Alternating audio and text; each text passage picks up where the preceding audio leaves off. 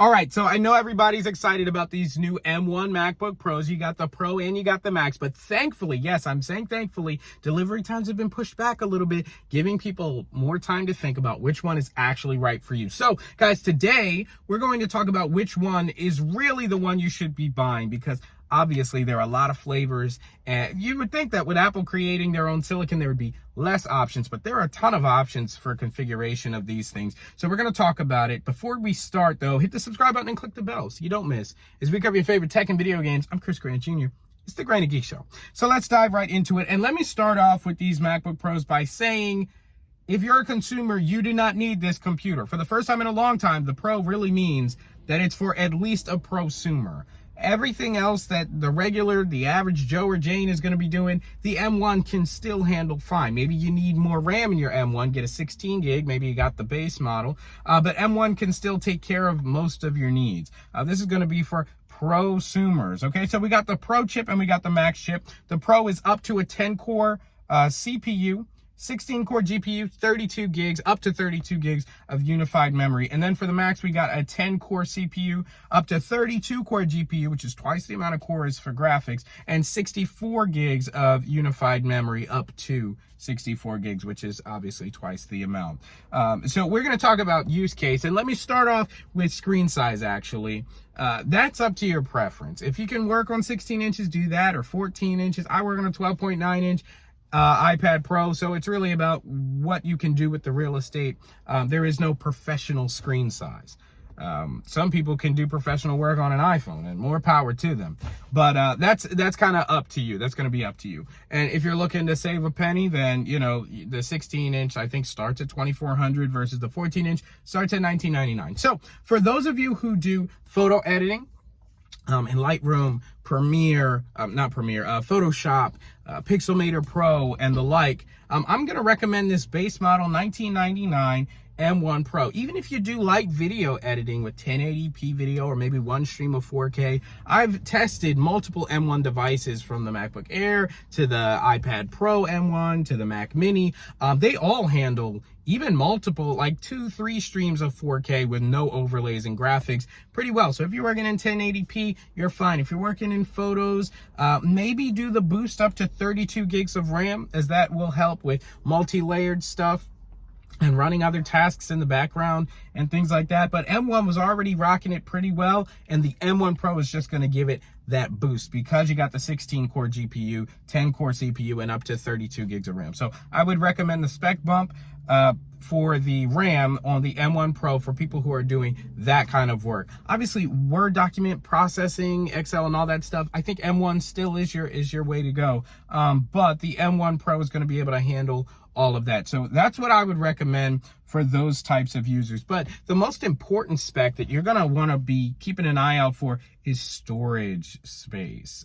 How much content are you creating?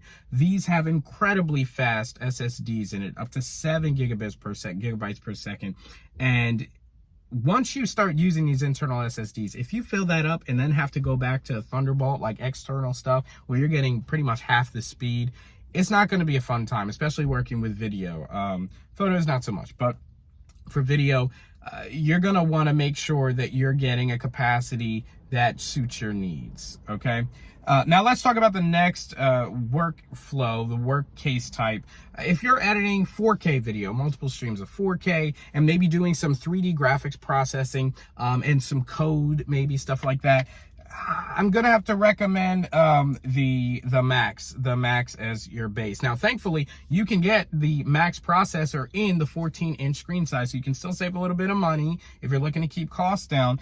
And if you were to upgrade it, I think it goes all the way up to $700 for the Max processor that you can get. So if you wanted that Max processor, that's going to be a $500 upgrade. So I said $700 for the Max processor, but even for the base Pro Max M1 Max processor, you're going to be paying $500, all right? So that's going to bump up your price to about $2,500 right there. And for all that, you might as well get the 16-inch, but then you're still rocking the M1 Pro. In terms of the GPU, if you're working in a lot of graphics, go ahead and bump up that GPU as well. And I would keep the RAM at 32 gigs probably.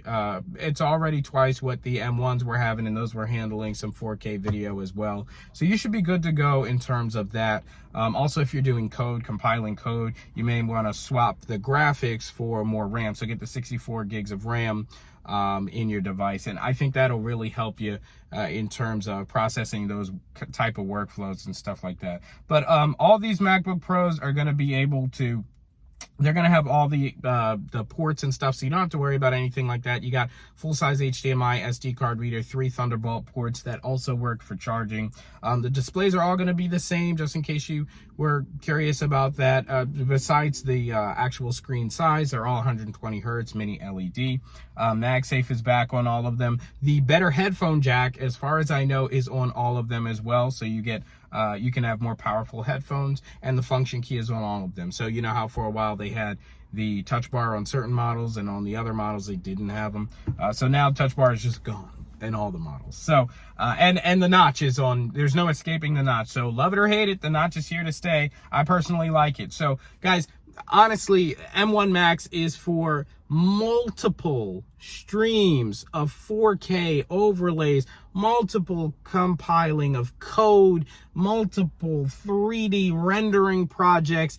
And if you're doing that, yes, it's a beast. It's even more powerful in certain tasks than the Mac Pro. Yes, the cheese grater Mac Pro, the new one. But at the same time, you're going to need storage. You're going to need a lot of storage if you're doing that kind of stuff. And so again, I recommend, if you really need that max processor, you're going to want to get at least a 2 terabyte, and that's for whatever you're using. So those are my recommendations for you guys on basic workflow and what you'll need for each one. Honestly, I think what a lot of people will be ashamed or afraid to admit is that M1 still is the answer for a lot of folks, even some prosumers.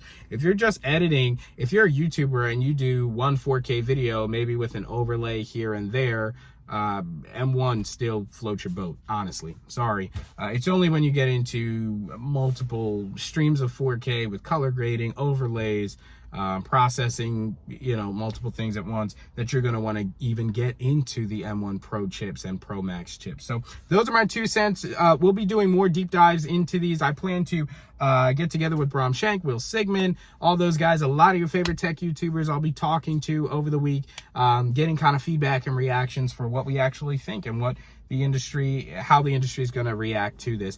If you didn't see my event recap, link to that will be down in the description below, so check that out. Thank you guys so much for watching. If you liked the video, guys, give a thumbs up. Lets me know you guys want to see more M1 content, whether it's M1 iPad Pro, M1 MacBooks, M1 whatever. And I'll catch you guys soon. So keep it locked here as we cover your favorite tech and video games. I'm Chris Grant Jr. It's the Granite Geek.